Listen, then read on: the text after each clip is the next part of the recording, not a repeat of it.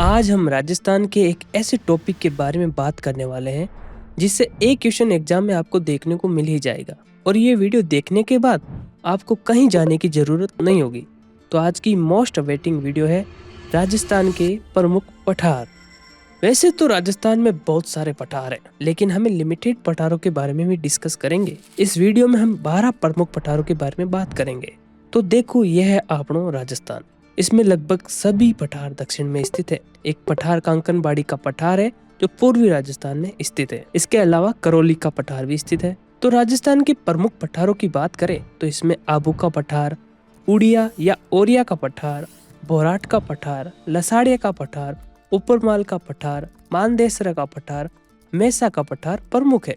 तो दोस्तों, हम जिस भी पठार के बारे में डिस्कस करेंगे उससे संबंधित कोई क्वेश्चन एग्जाम में पूछा गया है तो हम पहले उसके बारे में बात करेंगे ताकि हमें पता चल जाए कि किस प्रकार के क्वेश्चन एग्जाम में पूछे जा सकते। लेकिन ये पोटवार का पठार पाकिस्तान में स्थित है। अभी फिलहाल हमने पाकिस्तान पर कब्जा नहीं किया, तो चलिए इसका सही आंसर आप बता दीजिए क्या होगा। ये सही क्वेश्चन मैं आपके सामने लगा देता हूँ, ये ऑप्शन इसके सही है। तो हम सबसे पहले बात करेंगे आबू के पठार और उड़िया के पठार के बारे में। तो आबू का पठार राजस्थान का तीसरा सबसे ऊंचा पठार है और इससे पहले एग्जाम में इसको लेकर क्या सवाल पूछा गया वो हम डिस्कस कर लेते हैं। अक्सर स्टूडेंट को कंफ्यूज कर देते हैं उड़िया का पठार और आबू का पठार।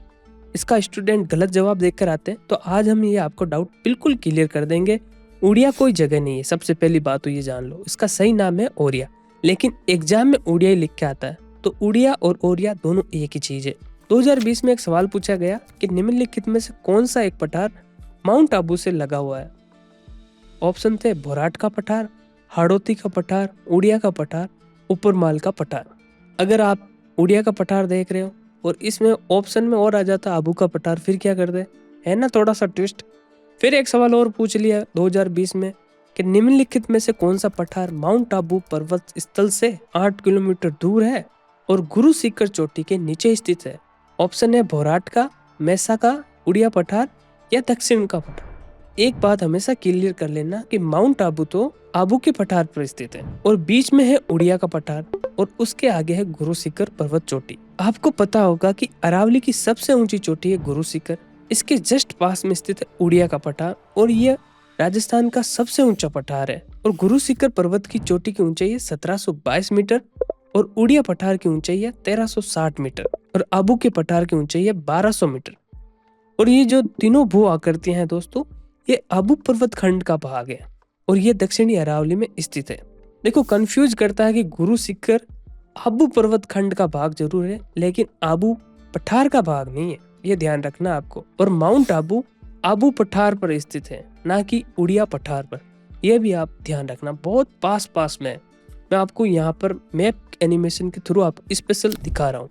तो दोस्तों, ऐसी एनिमेशन वीडियो बनाने के लिए हमें बहुत ज्यादा टाइम लगता है। प्लीज ऐसी वीडियो को लाइक और शेयर करते रहिए और आपका जहां एजुकेशन ग्रुप है, टेलीग्राम ग्रुप है, व्हाट्सएप ग्रुप है, वहां ज्यादा से ज्यादा शेयर करने की कोशिश करें। इतना आप लाइक और कमेंट करते हैं उतना ही हमारा हौसला बढ़ता है। हम अगली वीडियो लाने के लिए जल्दी करते हैं। आप जो कमेंट करते हैं वही हमें मोटिवेशन देता है। तो चलिए, सबसे पहले ये बताओ कि आपको अंतर पता है कि नहीं है कि पहाड़ क्या होता है, पर्वत क्या होता है और पठार क्या होता है। तो सबसे पहले बात करें पर्वत की, तो जो भूभाग नीचे से चौड़ी और ऊपर से नुकीली हो वो पर्वत कहलाता है, यानी माउंटेन। और आकृति सेम हो लेकिन इसकी ऊंचाई थोड़ी कम हो, थोड़े इसमें जो फोल्डिंग है वो कम हो, तो वो पहाड़ कहलाता है।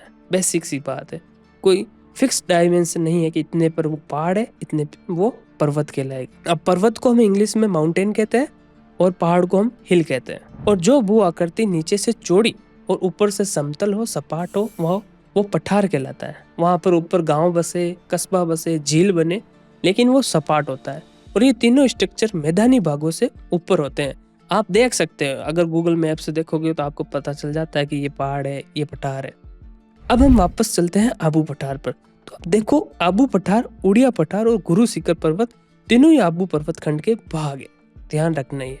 जब मेघमा निकलना शुरू होता है, जब जमीन से मेघमा निकलता है और वो धरती पर नहीं आ पाता है, यानी कि ऊपर की जो चट्टान है वो कठोर हो तो वो ऊपर नहीं आ पाता, तो क्रस्ट के अंदर ही, नीचे जमीन के अंदर ही जम जाता है, तो उस रॉक को हम बैथोलिक कहते हैं। और तो आबू पर्वत खंड बैथोलिक टाइप का है, यानी कि ये पहले नीचे जम गया, फिर ये धीरे धीरे ऊपर आया। जब ये धीरे धीरे ऊपर आया तो इसके आसपास की चट्टानें भी ऊपर आई, तो ये जो कठोर चट्टान थी वो तो रह गई और आसपास की जितनी भी चट्टानें थी वो सब के सब गायब हो गई। हवा इसको काट के ले गई, पानी से हवा से जैसे भी ये कट गया। अब ये जो बचा है वो एक अवशिष्ट बचा है। तो जो अब ये स्ट्रक्चर बचा है इसको हम इंसेलबर्ग कहते हैं। इंसेलबर्ग एक जर्मन शब्द है। तो आइसलैंड अकेला पड़ा हुआ पहाड़ है, उसको हम इंसेलबर्ग कहते हैं। तो दूर से देखोगे, आपको ये मैं बता दूं मैप के अंदर, तो आबू पर्वत खंड एक अकेला सिंगल पहाड़ है, किसी अन्य पहाड़ियों से जुड़ा हुआ नहीं है। अब इसी आबू पर्वत खंड को कर्नल जेम्स टोड ने हिंदू ओलंपस कहा है और गुरु शिखर चोटी को संतों का शिखर कहा है।